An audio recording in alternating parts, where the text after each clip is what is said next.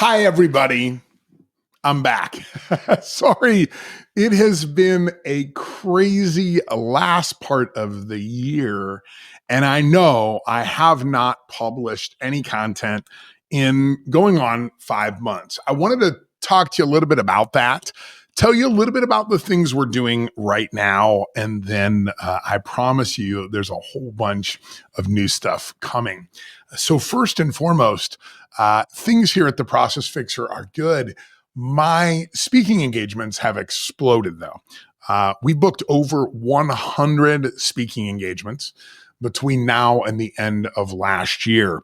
The message that I've been out talking about that was really developing when I stopped regularly producing the show has really turned into a bit of a movement. We are getting incredible response from the message. And I've got, as I said, a lot of speaking engagements. I don't know if you've followed, but if you go to Apple Podcasts, I think I've done 16 or 18 other podcasts in the last couple of months, really been out talking about this. I'd encourage you to take a look at those leadership and operations podcasts that I've been a part of, because it's been really exciting to go on other people's show, sort of expand the audience that's hearing this message. But I want to talk to you a little bit about today what I am working on for next year and tell you about a couple of different events that are forthcoming. First and foremost, brand new website. Check it out, theprocessfixer.com. I decided to start not just training on process triage, what we've been certifying facilitators in, but I actually been working the last 7-8 months on putting together my entire methodology called M4. M4 stands for map, measure, manage, and mobilize. And we are now training not just in the process triage facilitation method, but we are doing a full rounded operational excellence training to become certified to be a process fixer. That's something we just recently launched here in the beginning of December. We now have 8 classes scheduled for next year.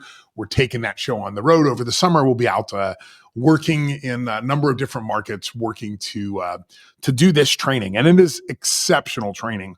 It is teaching the entire methodology of how to fix organizations, how to focus on the structure and the systems inside of a company, and how to retrain your brain to be a systems thinker, and then to think about how to measure the systems inside the organization so that you can measure their individual performance, not the individual people, but the systems itself. And let me tell you a little bit about that. So really, this concept comes about in thinking about your organization, thinking about your management time, only being able to manage 3 things in your business: events, behavior, and structure. Events are the bouncing ball, the tennis ball down the hallway in your home, your dog's chasing it, knocking everybody over, knocking over furniture and climbing the walls, trying to get a hold of that ball. That's how we feel most of the time.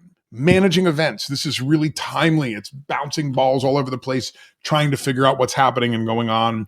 Every day it's something new. Every obstacle in the way causes the ball to go into a different direction, and you're just playing chase all day. Behaviors.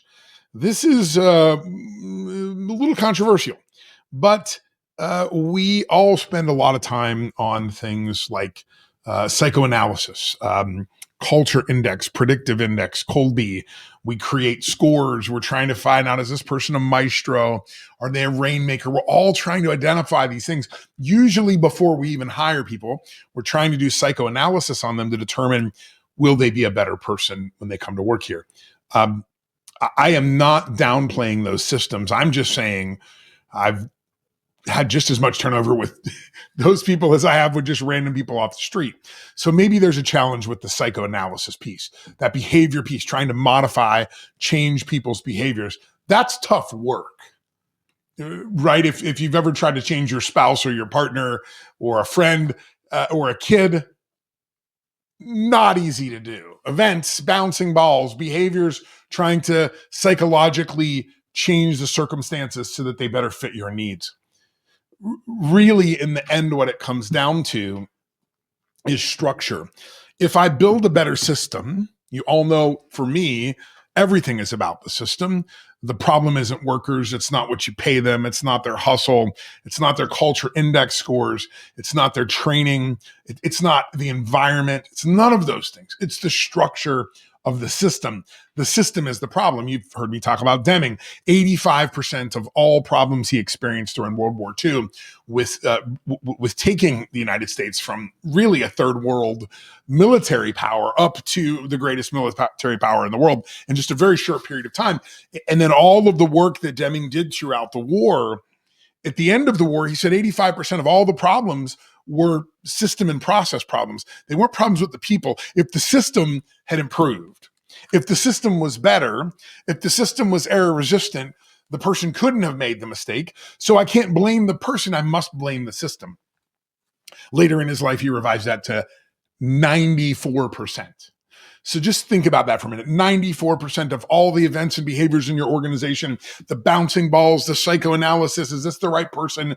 Is it the right people, right seats? All of those things. That's only 6% of management.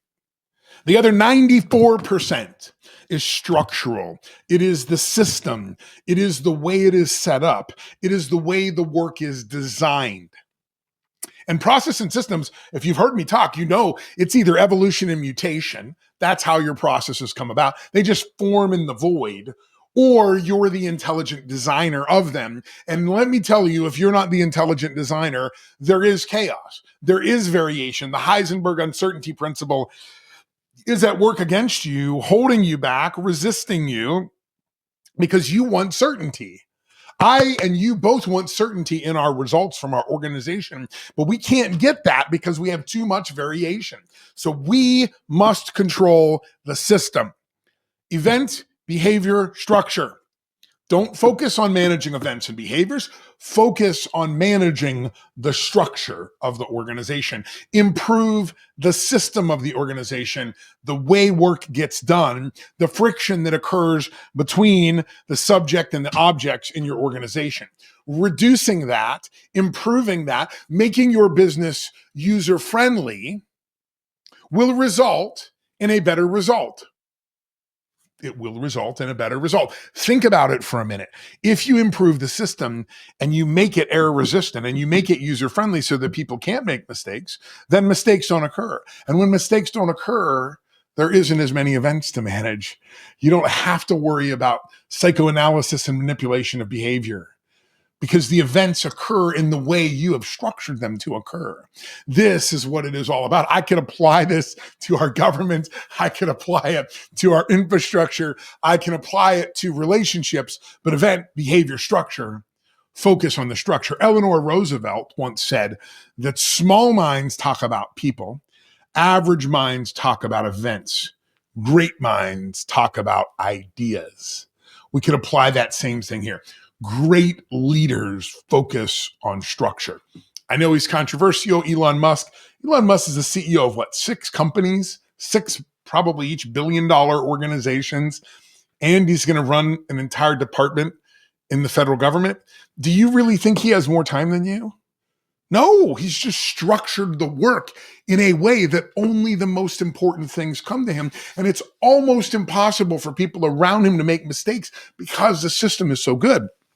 I've talked about it before. I knew a production manager that worked at Tesla early on in the early days. And one of the things I always found fascinating was that if a manager or an executive made a change that would affect the line, it was the responsibility of that manager or executive to be there on the day that change was rolled out and to work a shift. I'm going to change the quality of the materials. Great. You're going to be the one that puts the parts on the car, though. Because you need to be able to see the effect of your action so that you know better next time how to materialize a structure from that. So this is what I'm talking about a lot anymore. Event, behavior, structure. You all know I don't blame people. I blame the system. The system is the problem. So we must create a better structure. If our structure of our organization includes a lot of waiting, looking, and checking, 25% of administrative time that I've seen, management time, is spent waiting, looking, and checking.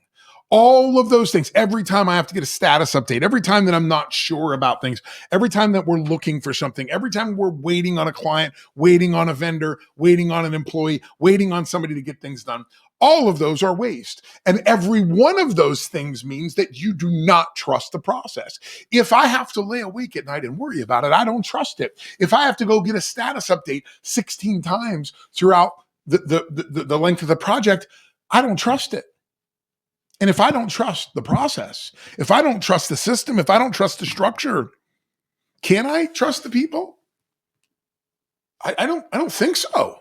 I don't think you can trust the people inside. Would you trust your 2-year-old to be at home by him or herself, and you run to the store and tell that 2-year-old, hey, can you stir the spaghetti sauce that I'm making on occasion? Could you just climb up on the counter here and just stir this spaghetti sauce?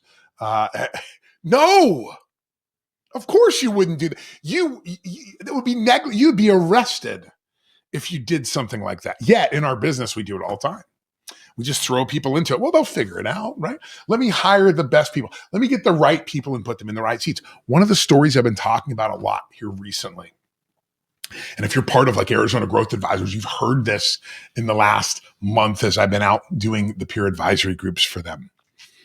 One of the stories I've been talking about is the story of Henry Kaiser. Henry Kaiser was a construction, probably the greatest contractor in American history. This is the guy that built like the Hoover Dam, right? I mean, he built massive infrastructure programs for the Canadian government, for the city of Seattle, all throughout the Northwest, all these highway systems and dams and infrastructure. These are all the works of Henry Kaiser.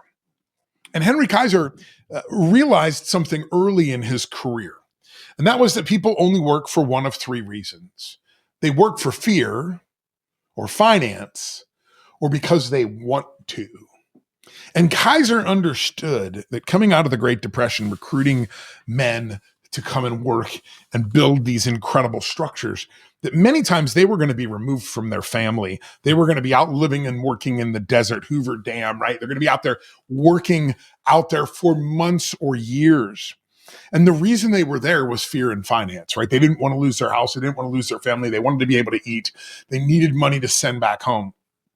And Kaiser identified early in this process as he walked these construction sites that many of these men were living in tents or their cars or sleeping in ditches alongside the road so that they could go to work the next day and they could make money so that they could keep themselves out of the fear situation and they could obtain some money that they could live a life and they could send money back to their families. And Kaiser looked at that and said, look, if people only work for one of 3 reasons, fear, finance, and want to, I'm going to focus on the want to.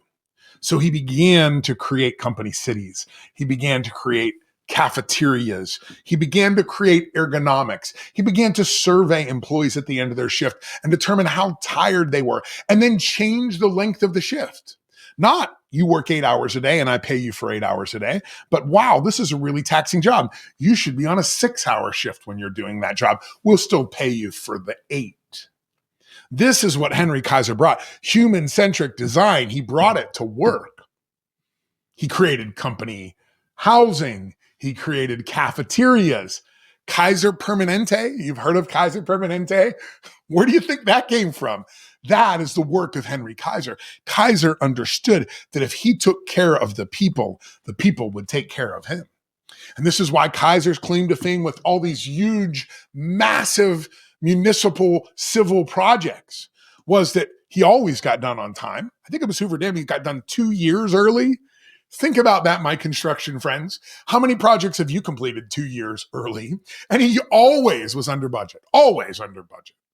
What? I mean, anybody that's done any work around construction knows that you're never on time and you're rarely on budget. But Kaiser repeatedly did it.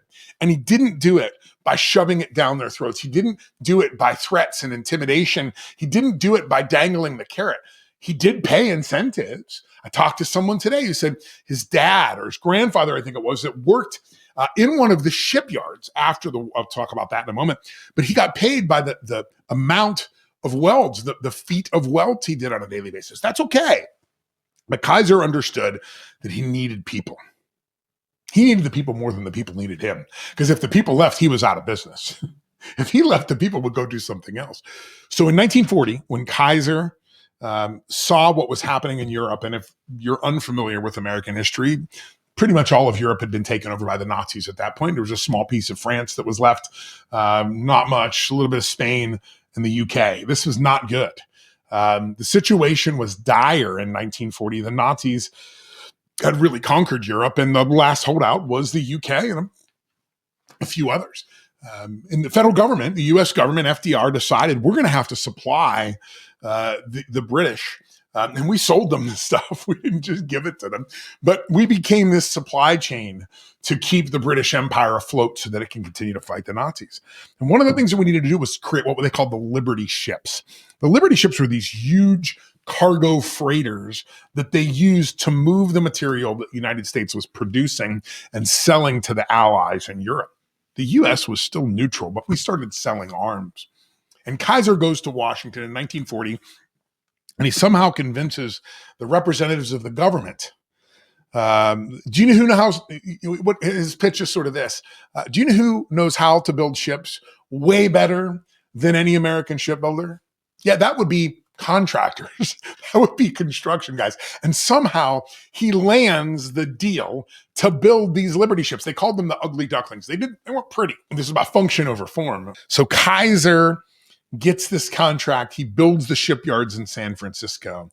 And at the time when he begins building ships, professional shipbuilders take 244 days to build one of these Liberty ships, one of these ugly ducklings.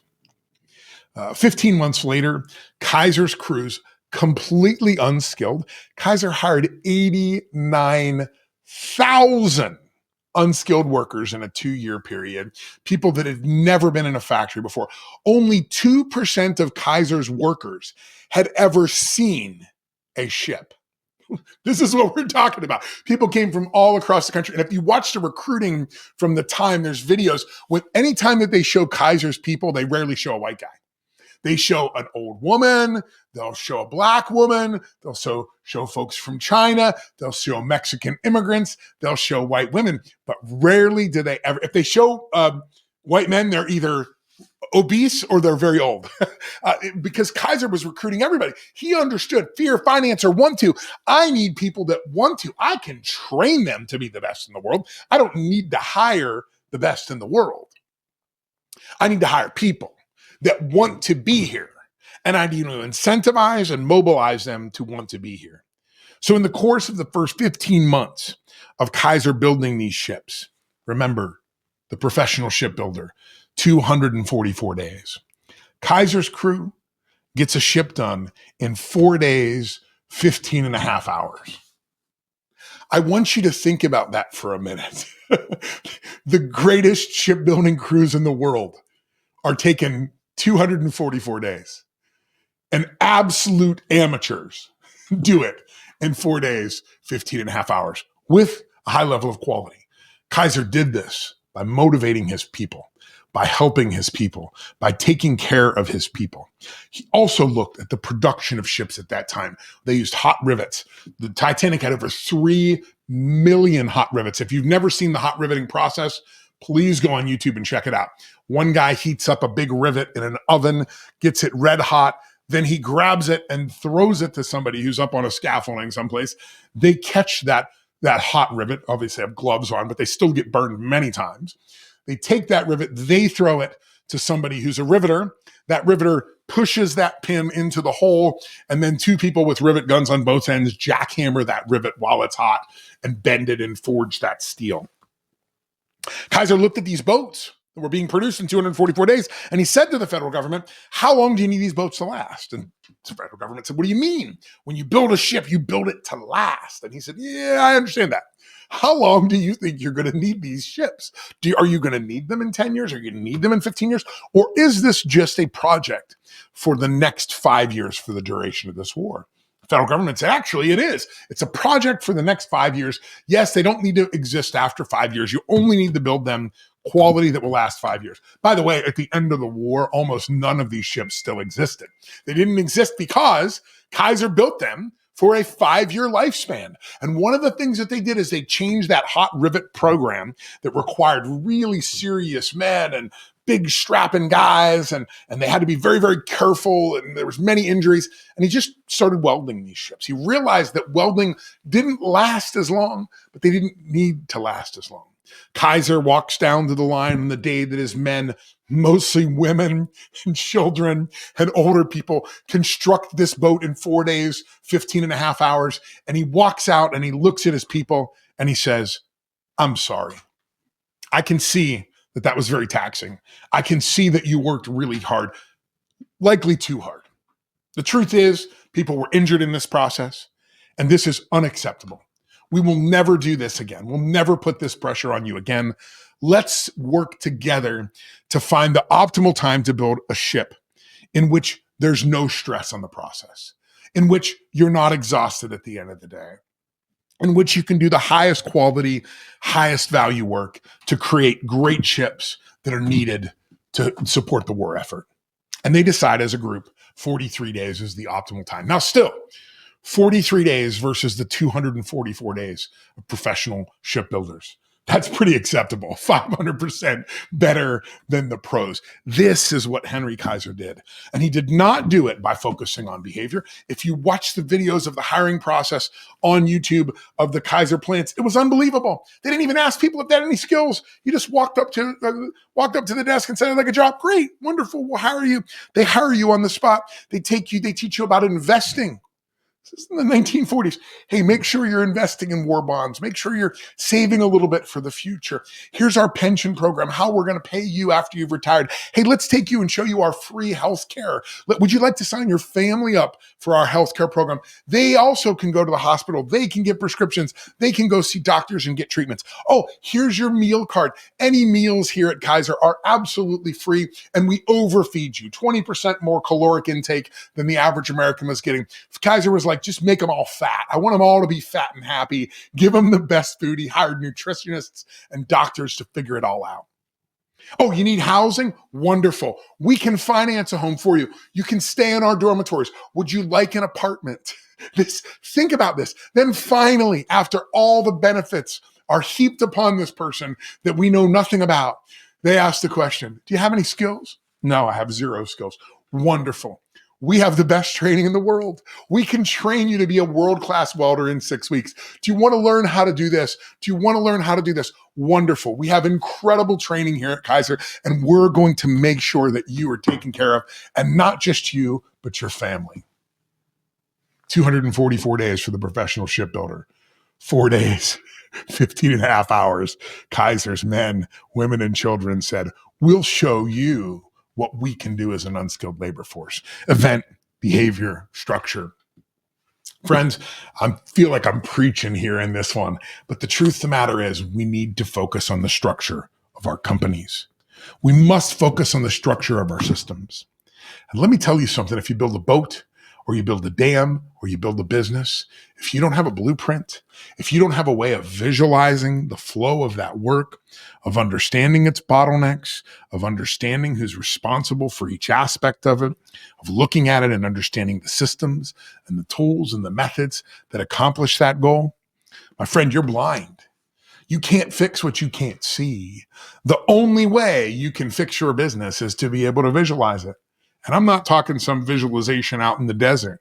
I'm talking about standing up against a wall, shoulder to shoulder with your people, putting sticky notes up, lining it out, figuring out how it all works together, and then stepping back on occasion and crossing your hands and saying, "What can we do better?" Hey, look, the professionals will do it in 244 days. This is their process. How could we do it in less? Not setting a goal. Listen, if Kaiser had set a goal, when 244 days was the standard, if Kaiser had set a goal, what would you have done? Think about it just for a minute, you and your business. If your competitor was doing in 244, what would you be trying to do? 243, 240, 220, 200? Would you have even thought 4 days, 15 and a half hours? Of course you wouldn't. There's no possible way to do that with a goal, because a goal is something I will do anything to obtain, including doing things that aren't beneficial to the organization. Instead, what Kaiser did is gave them an aim. And he said, "Folks, how fast can we do it?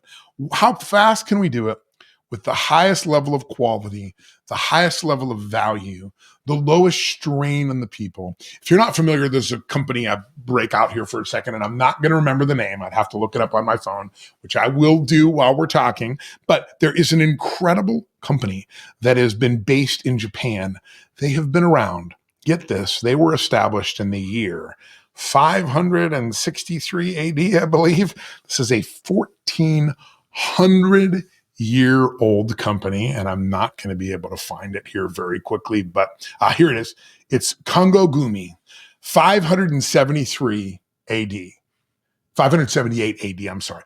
1,450 years this company has operated. They are a construction company in Japan. They build these incredible Buddhist temples. And when you do a little bit of research about this company and learn about their culture and their methods, it's really fascinating. They've done some things that are so unique, including one where you come in as an apprentice and they train you, like Kaiser, tell you all the benefits of working there. And then they show you all the tools they use in construction. And they let you choose. You can play around with them. You can try them. You can do your thing. Then they let you choose your tool. And then that tool becomes your entire life. Your goal, if you get a planer or a hammer or a saw, your entire life becomes mastering that tool. And not only do you have to do that on your own, you have 1,450 years of diaries written by those who have used that tool in the past to tell you how to become a master craftsman at that. All of their notes, all of the things they tried, all of the lessons they learned and the mistakes and errors they made, and how to fix those things. This company, their company motto, it's so fascinating to think from a Western perspective. The company motto is, don't overexert yourself. Do good work. And don't drink too much. That's literally the company motto. The oldest company still operating in the world today. Because longevity is important, right? 50% of US businesses will go out of business in the next 5 years. That's the stat. 50% of business goes out of business every 5-year cycle. There's a group that has a much higher level than that. That's those that hit the Inc. 5,000 list. If you hit the Inc. 5,000 list, you have a 67% chance of going out of business in the next 5 years. The only organizations that do it really, really well are franchises. They have less than a 15% chance of going out of business because they have systematized. Here's the oldest company in the world. It's like 20 generations of, or I don't even know how, I mean, could you imagine a 1,400-year-old company? And the first thing they tell people, don't overexert yourself. Don't do too much. Pace yourself. This is not the way that we think about American business. We're trying to extract everything out of these people. And they're going, no, that's cool. You need time to think. Do good work. Do good work. Don't drink too much booze, right? But come to work, do your best, but don't overdo it. That is just incredible to me. And this is very much what Kaiser did during World War II. He told his people, look, we don't want you. He created shifts that were focused around the work. He did all of these different things. And he did these things because he understood worker-centric design, improve the structure of the system for the people, and then let the people loose inside that system and allow them to make improvements every single day. In Japan, they call it a quality circle. Teams of people voluntarily getting together once a week and saying, what did we learn? How do we improve it just a little bit next week? Imagine if they improved it 1% every week. 1% a week would be far greater than any goal you've set for your organization the next year. I pretty much guarantee it. 1% a day would be 3,600% a year of improvement. Imagine if your expenses fell by 3,600% a year. This is the kind of thing you can do when you focus on the structure. You don't need the best people in the world to do this. What you need is good people, great training, and a solid system and structure. 2025, I'm going to be talking about this message. I have over 100 events that I'm speaking at next year, dozens and dozens of podcasts, and 8 training sessions here in Tempe, as well as some we're going to take on the road to train people in this method, to think differently about our business. You have an ideology in your head. I guarantee you do. There have been things that you've been told about management since the day you became a manager. And I think we need to question those things. I think that maybe our approach to management, the Western style of management, which has only existed since the 1950s. This is not the method. This command and control, goals oriented KPIs method was invented in the 1950s. There was a method that was used before that. And if you remember what happened with the Japanese in the 70s and 80s, the Japanese took the method that we used before Drucker's management by objectives, 1954. They took that method and they used it to nearly club us to death in the 70s and 80s with incredible manufacturing performance and becoming the second largest economy in the world in a very short period of time. In a 20-year period, Japan went from complete, total annihilation and decimation to becoming the second largest economy in the world. Where the average auto worker in the Japanese automobile industry was 6 times more productive than the average American. How do you do that? You don't do that with goals. You do that with aim. You do that with empowering people inside of a solid structure that creates a culture and a community of continuous improvement. Listen, I thought this was going to be a 2-minute update. It's a 30-minute one. I have so much content I'm working on right now. I've really been transitioning into professional speaking, doing workshops for companies. Really, our organization now is different than it was even 6 months ago. As my speaking started taking off, we realized we were going to have to change the organization. That means training is a big part. Every 6 weeks or so, we're doing training. Send me your ops people, send me your ops leaders. Let them be in the room with me for 2.5 days. I promise you, they will come away as different people. They'll be thinking about the business differently, and they'll be empowered to get out there and start doing this work.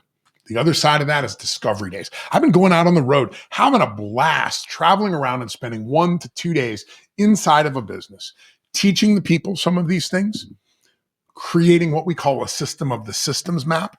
It's this 30,000, it's the global topographical map of your organization, identifying where there's challenges inside of that, then drilling down and solving those problems. And ideally then handing that off to somebody who's certified in the method inside that company that can run with that. So we're doing discovery days, we're doing training, and I'm doing a lot of speaking. If you need a speaker, reach out to me. I've got over 100 bookings for next year, but we are piling them on where we can, and we're already opening up the schedule for 2026. I'd love to come and talk to your group. If that's a peer group, if that's a company, whatever, if it's a conference, whatever that might be, we've got some availability, and we'd love to come out and teach this message. Now, listen, 2025 is going to be a cool year for us. We've got a lot of events. We've got a ton of training. We are really focused on delivering this message out into the marketplace. I also have something else. I'm going to still be doing the occasional podcast. You'll probably see one a month from me here going forward. Probably not doing much interviews, probably more this style of teaching, talking to you about these things, talking to you about what we're learning in the marketplace.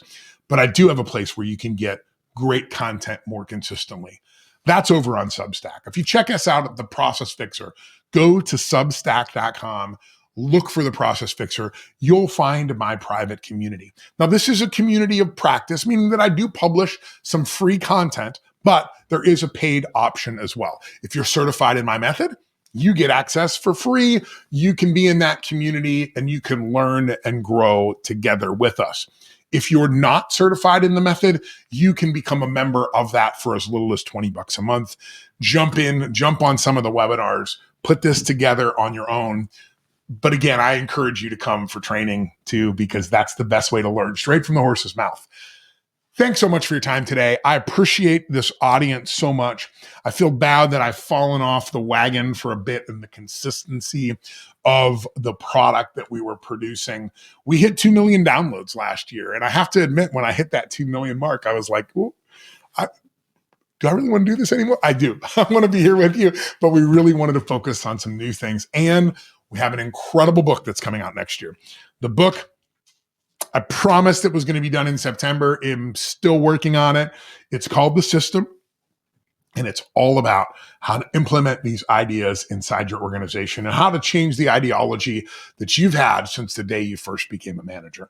Listen, I'm Derrick Mains, The Process Fixer. Make sure to follow us. Check us out on all the socials. go check out the new website. And please, if you're looking for more content, there's about 15 or 20 podcasts I've been on in the last 4 months that are out there. Go to Apple or wherever you get your podcast, type in Derrick Mains, you'll find me. And until next time, I'm Derrick Mains, the Process Fixer. You ready? Let's go. Welcome to the Process Fixer, help you see the bigger picture. Derrick Mains is the elixir, cutting waste away like scissor. Woo! Got a problem, he can solve it. He's an expert with the process, so for sure you'll see a profit. Bottom line profit. Analyze the work your people doing every day. Expose the inefficiencies getting in the way. Advise you how to automate, outsource, abbreviate, eliminate, innovate. Now there's more food up on your dinner plate.